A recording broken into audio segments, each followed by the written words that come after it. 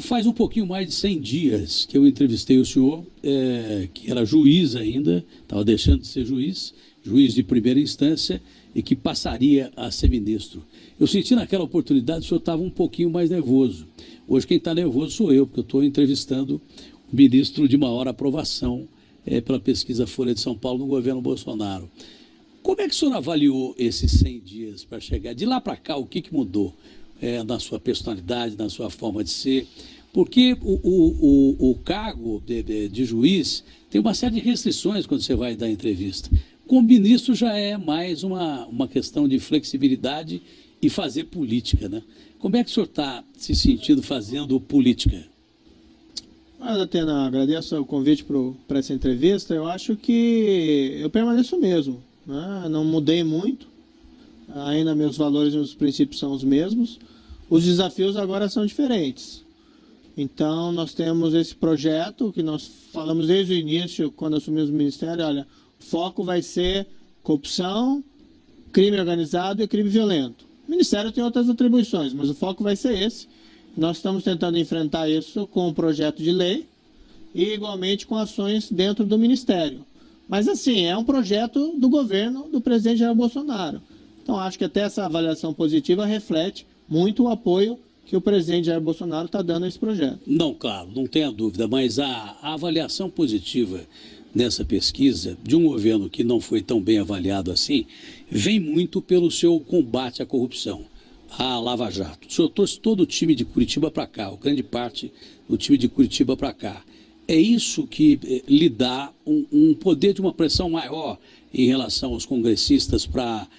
ao mesmo tempo que votem a Previdência, que é vital para o Brasil, segundo eles mesmos, com o seu projeto, que também é vital, é importante, é fundamental, e sem esse projeto o país não anda, você não tem mais o direito de ir e vir, você tem uma corrupção que acaba com o que o governo arrecada, uma série de detalhes. Isso lhe dá mais condição de uma pressão maior sobre o Congresso? Não é a ideia de exercer uma pressão. Nós temos conversado muito lá com os parlamentares, eu recebo parlamentares quase que diariamente. Hoje também estive no Congresso, lá conversando com o relator do projeto no Senado, o senador Marcos Duval. Então, nós estamos dispostos, né, a conversar, dialogar e convencer. Claro que os parlamentares é onde eles vão debater, podem mexer no projeto, aprimorar o projeto, é o que se espera. Mas nós estamos com as portas abertas e dispostos a ir lá. Amanhã também tem uma visita lá na Câmara, né, para visitar aquele grupo de trabalho que foi criado pelo presidente Rodrigo Maia. O presidente Rodrigo Maia também disse que vai estar lá presente. Então, acho que assim, com o Congresso não é pressão, é diálogo. Eu acho que há uma, assim, não vou dizer pressão minha, mas há uma ansiedade da população de que o Congresso e o governo lide com esses temas de uma maneira eficaz, né? Corrupção, crime organizado e crime violento. Porque as medidas são importantes, mas eu acho que assim, o mais relevante é você mostrar onde você se posiciona, né? O que você defende. Tem aquela expressão em inglês que eu gosto bastante, what you stand for. O que você defende em relação a esses problemas. O que nós estamos apresentando no projeto são medidas simples, mas firmes contra isso. A pressão não é sua, não estou dizendo a pressão do ministro, mas é uma pressão de um projeto que é altamente popular, porque ninguém aguenta mais viver no Brasil. Você não tem o nariz, não pode botar o nariz para fora de casa. O presidente Fernando Henrique fez uma meia-culpa conversando comigo algum tempo atrás. Falou, Datena, na época que eu assumi a presidência, eu precisei tratar de planos econômicos. E esqueci, praticamente, releguei um segundo plano, a segurança pública. E de lá para cá, o Brasil deteriorou e não houve nenhum governo que tivesse uma pretensão de atacar a segurança pública, como ela deve ter que ser atacada agora, porque o crime organizado, à medida que os aparelhos de segurança se desorganizaram, o crime foi se organizando cada vez mais, inclusive em pontos que a gente até identifica em corrupção, corruptores na política brasileira. Isso fica cada vez mais difícil. Então é um projeto impopular, que é o da Previdência, que tem que ser aprovado, e o seu projeto que tem apoio popular, porque não dá mais a gente viver num país assim. Isso não facilita que os senhores congressistas consigam conduzir os dois projetos ao mesmo tempo, da Previdência, a aprovação da nova Previdência e o seu projeto anticrime? É o que eu tenho argumentado, defendido. O projeto da nova presidência, eu acho que é essencial. Existe uma necessidade de tornar o sistema mais igual, mais justo, né? Não é minha pauta, é da pauta do ministro Paulo Guedes, uma pessoa fantástica. Eu gosto muito do ministro Paulo Guedes, mas é uma pauta dele. Mas eu também defendo, faço parte do governo, eu acho importante, acredito no projeto. Inclusive também tem um aspecto fiscal, né? De faltar dinheiro, de repente, para os outros serviços. Mas eu acho que o outro projeto, o projeto anticrime, também é relevante, porque existe essa, vamos dizer, ansiedade da população por mais segurança e mais justiça. E eu diria que o senhor está absolutamente correto. O que aconteceu? Houve uma certa negligência, né? Não que não tenha sido feito coisas boas nos governos anteriores, né? Em especial no último período do ministro Raul Jungmann, no período do ministro Alexandre de Moraes, foram feitas coisas positivas na área da segurança pública, mas ficou longo tempo com uma visão de que, olha, o crime é um problema social e tem que ser enfrentado com políticas sociais. Eu concordo que para a diminuição da criminalidade significativamente, não são suficientes políticas na área da segurança pública. Você precisa ter política urbanística, por exemplo, restaurando áreas degradadas, você tem que ter políticas de emprego, precisa ter políticas sociais. Mas a política de segurança, de tirar o criminoso perigoso, seja ele violento, ou seja um criminoso envolvido em corrupção, que mina os recursos públicos, também é importante você tirar essas pessoas de circulação. Então uma coisa não exclui a outra. Mas por muito tempo se teve uma visão de que a polícia, de que aumentar a segurança, de que aumentar o aparato policial de segurança era algo negativo, que todos os criminosos eram coitadinhos, que não é verdade. Não, principalmente porque enquanto se adotou essa política que é correta, essa forma de você analisar que o social, é claro que um país que tem a diferença de renda que a gente tem, abissal, leva muita gente ao crime, não há dúvida nenhuma. Mas a partir do momento em que o crime vira negócio, que organizações criminosas brasileiras superam organizações internacionais, a partir do momento que o crime virou um grande negócio, aí tem que ter leis pesadas para combater esse crime, porque vira máfia, como já virou máfia e daí por diante. É isso que o senhor quer dizer? É isso mesmo. Veja só, que, primeiro, por exemplo, crime de corrupção. O crime de corrupção normalmente é praticado por alguém que não tem nenhuma dificuldade financeira, alguém que quer mais dinheiro. Por outro lado, o crime organizado hoje, por exemplo, tráfico de drogas. Quem pratica hoje tráfico de drogas, não existe mais aquela figura do coitadinho, pequeno traficante vendendo droga para sobreviver, se é que existia em algum momento. O que existe hoje é um mercado de tráfico de drogas que é disputado, não raramente com recurso a atos de extrema violência entre organizações criminosas. E precisa a linguagem da força, regulada pelo direito, evidentemente, para poder enfrentar essas organizações criminosas. É preciso ter realmente uma postura firme em relação a esse tipo de organização. Onde fazer essa divisão, né? Porque o senhor, como eu, né, legalista como criado dentro de leis, o senhor também acha que o que combate primeiro o crime é lei. Importante que se haja lei para se combater o crime, até para que os organismos de segurança tenham salvaguardas para atuar.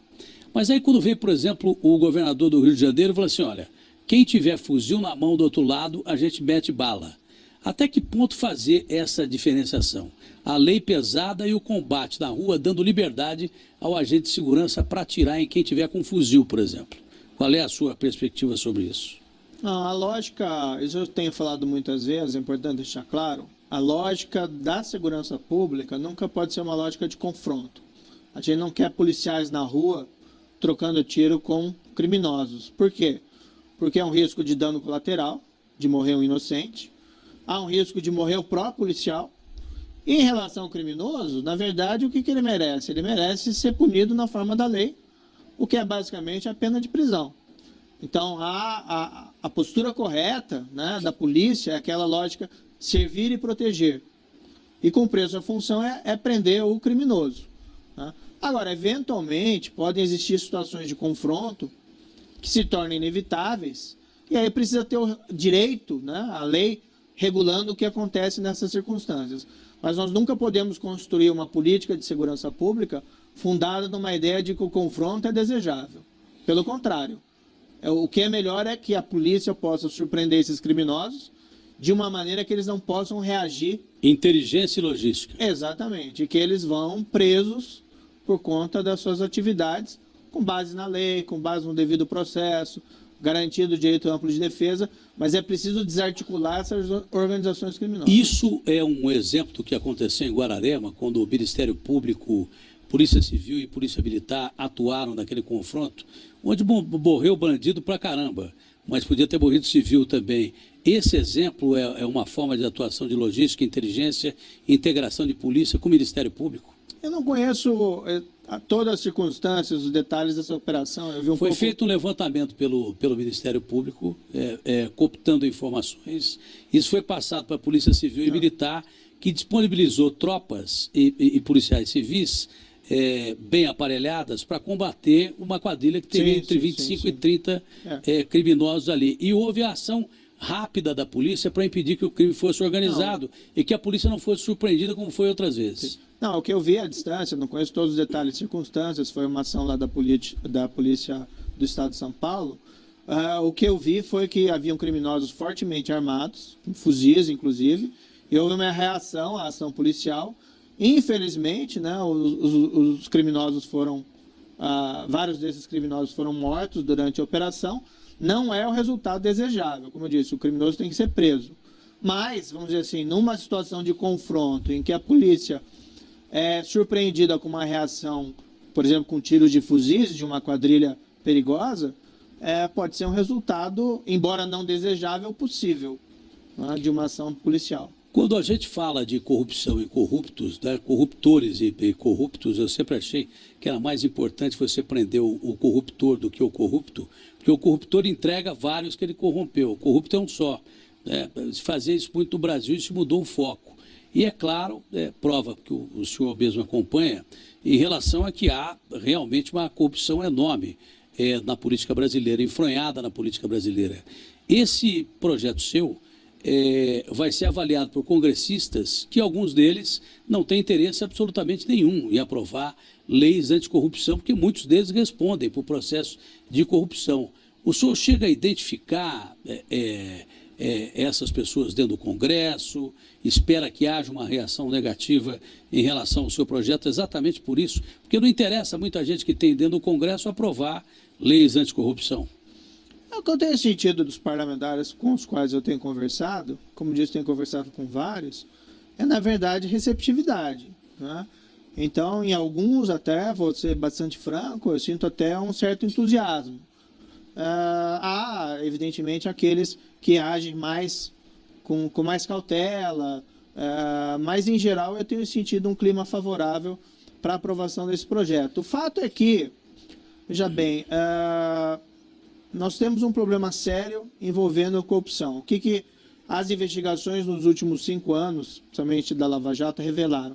Que havia uma espécie de um sistema de corrupção. Não era a corrupção como algo isolado, era uma corrupção como rotina, que é algo muito grave, né, e muito prejudicial à nossa economia, à produtividade, muito ruim para a democracia. As pessoas passam a perder a fé nos seus representantes ou no governo. Então, esse quadro tem que mudar. O que nós quisemos fazer foi aliar medidas para enfrentar esse problema juntamente com a questão do crime organizado. Porque nossas organizações foram ficando cada vez realmente mais poderosas. Se nós não tomarmos cuidado, né, nós vamos ter mais ainda dificuldades para enfrentá-las no futuro. E, do outro lado, nós temos o problema dos crimes violentos, né? Uma taxa de homicídio que é vergonhosa para o Brasil, né? Nós tivemos mais de 60 mil homicídios no ano 2016. Se mata com muita facilidade, né? E a ideia, olha, esses problemas estão relacionados. Nós precisamos tomar medidas sérias contra elas. E o propósito daí foi apresentar um projeto com medidas simples, mas, paralelamente, nós estamos trabalhando também com medidas executivas. Recentemente, aí, há 2 semanas atrás, tivemos uma grande operação que foi coordenada ali no âmbito do Ministério, com o apoio dos estados, das polícias dos estados, que a gente chamou a Operação Luz da Infância, que foi lá 266 mandados de busca e apreensão contra pessoas responsáveis por produção e distribuição de pornografia infantil. Isso também levou à prisão de mais de 100 pessoas envolvidas nessa prática. Ou seja, é importante, vamos dizer assim, não só reprimir esse tipo de crime, mas reprimir esse tipo de crime também de uma maneira coordenada.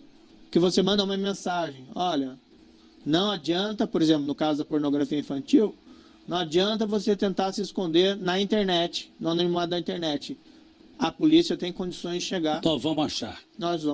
Nós vamos realizar investigações coordenadas para alcançar esses resultados. A mesma coisa crime organizado. Coordenar a operação entre as polícias estaduais, federais, para tomar ações efetivas em relação a essas grandes organizações criminosas. Isso é importante, isso passa uma mensagem.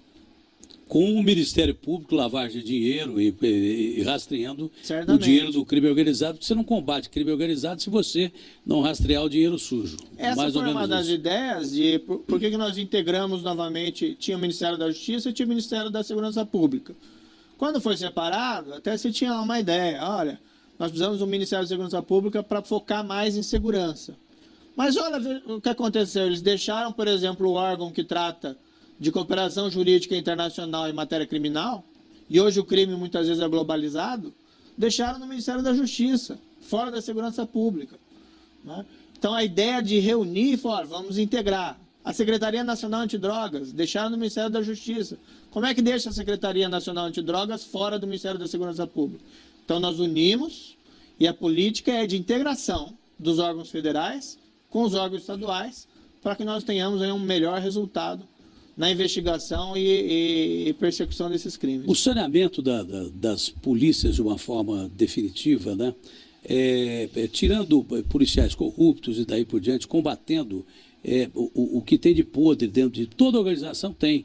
Você não pode desmoralizar a organização, mas quem não funciona com a organização está do outro lado, é criminoso.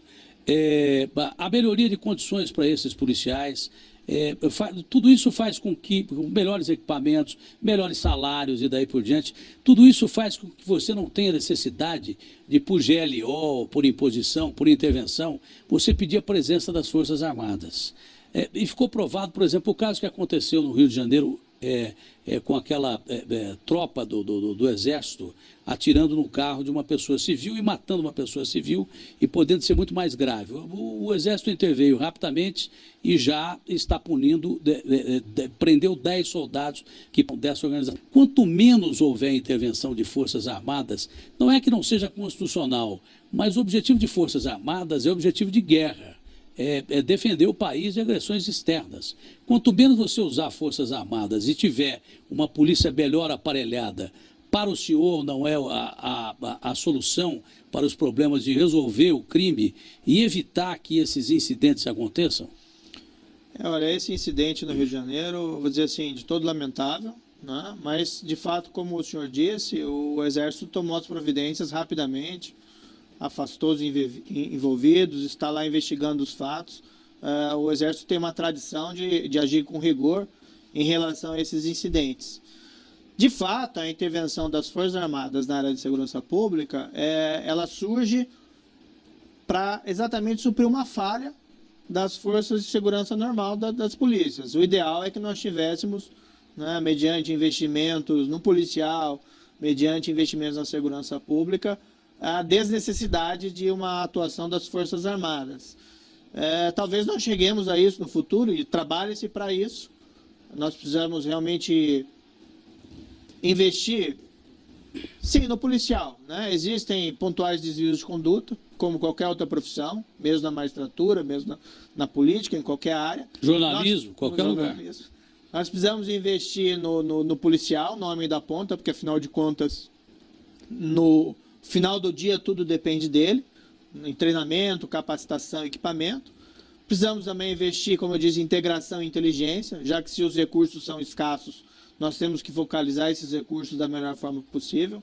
Precisamos trabalhar para ter mais recursos, para que um dia nós possamos prescindir desse auxílio, né, que vem das Forças Armadas, porque realmente o foco das Forças Armadas deve ser outro. Agora, no momento, nós não podemos ainda prescindir desse apoio essencial que eles têm nos prestado sempre que temos assim solicitado. Eu usei um termo, conversando com o presidente Rodrigo Maia, que foi o termo canelada, e depois acabou quase que se institucionalizando esse termo numa outra entrevista com o presidente Jair Bolsonaro, que falou sobre caneladas, né?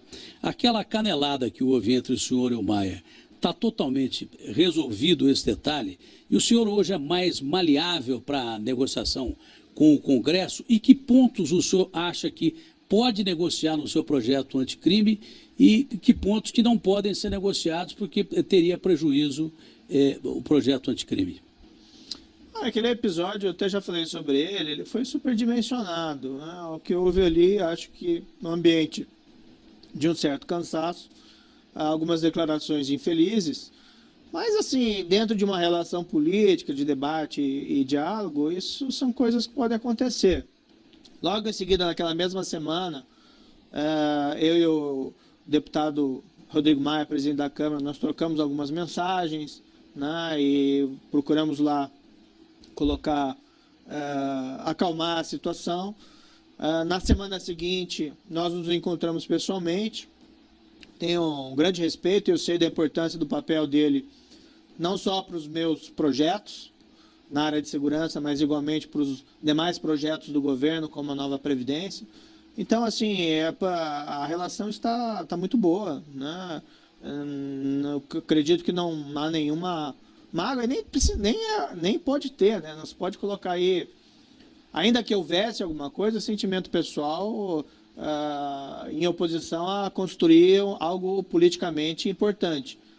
Mas realmente não há, né? Eu acho que foi uma bobeirinha, até já utilizei essa expressão, não vejo nenhum problema nisso. Da questão, desculpe, qual que era a outra mesmo? O mais importante é que está superado, mas o que ponto que o senhor acha que não dá para negociar e que pode prejudicar, se esses pontos forem alterados, que pode prejudicar no cômputo geral o seu projeto anticrime? E já vai na sequência uma outra pergunta, que seria em relação a transformar crimes de corrupção, né, que já foram julgados, inclusive do presidente Lula, em crime eleitoral. E o senhor acha que o Lula pode ser solto ou não? Em questão do projeto, eu acho que não existe essa situação. O Congresso tem que aprovar, né? Então, precisa conversar com o Congresso. E o que eu vou fazer como ministro e a posição do governo é defender cada vírgula do projeto. Nós queremos a aprovação dele integralmente. Claro, nós compreendemos que podem haver mudanças dentro do Congresso. O Congresso é que vai dar a última palavra, né? Eu acho assim, dentre as várias medidas, uma que, não é que eu não abriria a mão, mas que eu gostaria que o Congresso aprovasse e não houvesse, vamos dizer assim, sensíveis alterações, diz respeito principalmente à questão da execução da condenação criminal em segunda instância. Porque eu acho que isso foi um legado do Supremo Tribunal Federal, importante. Seria um retrocesso. E seria um retrocesso e passaria uma mensagem errada à população. Nós avançamos e, de repente, nós percebemos que nós temos medo de nos tornar um país mais íntegro nessa matéria de corrupção. E não é importante só para a corrupção, não. Para todos os crimes, né? Teve um caso famoso que foi decidido, que levou aquele entendimento de que tinha que esperar a última decisão, que foi uma decisão do Supremo, era um caso de tentativa de homicídio qualificado, que a pessoa acabou prescrevendo o caso porque se entendeu que tinha que esperar a última decisão. Então, acho que é algo importante para o país. Mas, assim, não diria que isso é inegociável. Vamos dizer, nós vamos trabalhar para que ele seja aprovado na íntegra.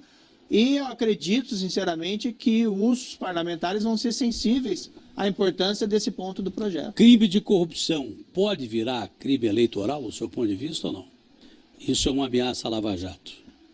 Teve um precedente do Supremo Tribunal Federal, recentemente. Eu falei até na época, respeitosamente, eu discordo da decisão. Acho que o Supremo é uma instituição importante, ela tem que ser respeitada, o que não significa que não possa sofrer críticas, desde que respeitáveis, evidentemente, desde que não sejam ofensivas e atravessem certas linhas. Dentro do projeto anticrime, nós colocamos uma proposição para retornar à situação anterior, ou seja, o que é corrupção é julgado pela justiça comum, o que é crime eleitoral é julgado pela Justiça Eleitoral. Porque a Justiça Eleitoral presta inestimáveis serviços à nação, organiza as eleições, resolve controvérsias eleitorais, mas realmente não é o melhor lugar para julgar crimes complexos como corrupção e lavagem de dinheiro. Pergunta rápida para resposta rápida, que talvez a gente entre no Jornal da Band ainda. Caso da prisão do Lula e caso da prisão do Temer, dois ex-presidentes. Tá? O Lula, o senhor acha que... A impressão que se tem é que o Lula vai ficar na cadeia um tempão. O senhor acha que ele pode ser solto? Há perspectiva para isso? E no caso da prisão do Temer, que reclamou que foi uma ação até extrapolada e tal, o que o senhor tem a dizer com isso, com o ministro da Justiça, sobre isso? Olha, eu já falei, sim, o caso do ex-presidente faz parte ao meu passado. Eu não gosto de comentar o caso concreto. Do Lula? Sim, do Lula, né? E do Temer, que reclamou? Então, eu prefiro até não falar nisso. Sei. No caso do ex-presidente Temer, eu acho assim, as forças-tarefas da Lava Jato, o juiz lá, Marcelo Bretas, outros juízes, tem o Valisney aqui, do Distrito Federal, prestam um serviço muito importante ao país. Então, nós estamos saindo de uma tradição de impunidade da grande corrupção, indo para um sistema mais, vamos dizer assim, de império da lei. A lei tem que valer para todas as pessoas. Esse caso em particular, eu prefiro não dar minha avaliação da decisão. Mas pela colocação anterior, o senhor aprova. Mas olhando assim o quadro geral é positivo, né? Nós estamos saindo de uma tradição que nos envergonha e nós estamos tentando consolidar uma mudança que vai fazer bem a todo mundo. Ao nosso sentimento de justiça, acima de tudo, mas também a nossa economia e democracia. O senhor, como ministro, não vê risco nenhum a Lava Jato? Olha, o que eu diria assim, todos esses avanços no sentido de ter uma democracia mais robusta, elas sofrem sempre um risco. O que está sendo feito, não apenas pelo Ministério da Justiça, mas pelo governo do senhor presidente Jair Bolsonaro, é propor reformas para que nós, vamos dizer, possamos dar passos adiante. Dentre essas reformas se encontra, vamos dizer assim, uma tentativa de estabelecer uma nova relação com o Congresso. Por outro lado, se encontra também propostas do governo, né, e eu só apresentei esses projetos porque eu tive o apoio do presidente Jair Bolsonaro, para melhorar o nosso sistema de justiça e a nossa integridade contra a corrupção. Bom, para amenizar e para encerrar, eu me considero um imbecil virtual, eu não uso rede social. Mas o senhor estreou no Twitter, estreou lá com aquela história de botar foto e tal, e o pessoal caiu na gozação. Como é que o senhor encarou isso aí? Porque eu não uso o Twitter. Na verdade, eu nem cheguei a entender direito o que era aquilo. O Simão veio falar para mim assim, pô, o ministro Moro botou lá uma foto dele e tal, e foi uma gozação geral. Eu demorei um pouco a entender aquilo. Intelectualmente, eu não sou tão privilegiado assim, mas eu não entendi direito. O senhor levou na brincadeira? Levou de boa? Olha, foi uma decisão ingressar no Twitter para ter uma comunicação direta, né, com a população, ou pelo menos com os usuários das redes sociais. Eu sempre fui um pouco relutante em fazê-lo, mas achei que dessa feita seria uma boa forma de mandar mensagens ali, informar sobre o projeto. Eu estou tentando explicar medidas lá do projeto anticrime, eu acho que isso é importante. Então eu resolvi aderir, para mim até felicidade, teve até uma grande adesão. Postei aquela foto e houve muita brincadeira, né? Também teve brincadeiras recentes lá com minha ida ao Senado. Enfim, mas eu acho que aquela pessoa que não sabe rir de si mesma não é uma pessoa confiável, né? Então eu sei rir dessas piadas. Já tem mais de meio milhão de seguidores. 575 mil, mais do que quem? Tom Brady, é isso? É o marido da Gisele, o arremessador lá, é o quarterback. Então, de repente, valeu a pena dar uma erradinha no Twitter, né? E a história do cônjuge, que o senhor falou 2 vezes lá, também pegaram no pé do senhor. Essa é outra questão da brincadeira, né? Primeiro, né, eu até conheci uma vez o Tom Brady, numa oportunidade, pessoa muito simpática. Ele é bonitão mesmo daquele jeito? Ele é bonitão mesmo daquele jeito? Ele e a esposa dele formam um casal bonito. Ele dessa forma. Um jeito bonitão. Mas assim, a gente não está competindo, ninguém compete com ninguém. Não, pelo contrário. Tá só Cada um na sua. E nem dos lançamentos, né, ministro? Que ele lança pra caramba. Não, e nem pode ele ficar bravo comigo, porque ele é um cara grande. É grande né? pra caramba. Melhor não encarar. É melhor nem olhar pra Não, Gisele. mas ele é realmente uma pessoa muito simpática. E ela é fantástica. Ela é fantástica. Também é uma pessoa muito boa. E, na verdade, assim, a questão lá é uma audiência no Senado, várias horas respondendo perguntas. Fui tratado muito bem, com urbanidade, diga-se, né? Mas claro que a gente vai ficando cansado e cometer algum equívoco verbal. É chato, mas, como se diz, é aquela história, a gente leva na brincadeira, não tem problema nenhum. Com essa aprovação que o senhor tem aí, o senhor podia ser presidente da República. O senhor pensa em alguma coisa politicamente falando? Não. A respeito disso ou não? Não, porque o Bolsonaro não quer reeleição. Mas com essa aprovação que o senhor tem aí, quem sabe, o senhor não pensa mais para frente? Essa tem sido uma pergunta recorrente, mas assim, o meu interesse, eu estou como ministro da Justiça, eu quero realizar os meus projetos. Entre os meus projetos lá se encontra aprovar esse projeto de lei anticrime. Eu quero melhorar a estrutura de segurança pública no país, para tornar o país um lugar melhor para mim, para meus filhos, para todo mundo, né? Não penso, eu até falei no passado que não ia seguir uma carreira política, ainda não considero esse cargo de ministro como uma carreira eminentemente política, imagino que estou fazendo um trabalho técnico, sem o prejuízo de ter que conversar, dialogar, acho que isso faz parte de alguma maneira da política, mas esse tipo de questão não me vem à mente. Mas está gostando da experiência desses 100 dias? Está achando legal? Olha, o trabalho é intenso, os desafios são enormes e a expectativa é muito grande. Agora, eu tenho tido o apoio do presidente Jair Bolsonaro, né? Sem isso eu não poderia, de fato, realizar esse trabalho. Né? Olha, foi muito legal a entrevista com o ministro Moro, que não é o Tom Brady, mas deu um lançamento de não sei quantas jardas para o primeiro touchdown do governo Bolsonaro. Uma aprovação maravilhosa. Obrigado, ministro. Obrigado, agradeço. Boa sorte. Deixa seu like, se inscreva e ative as notificações. Até a próxima.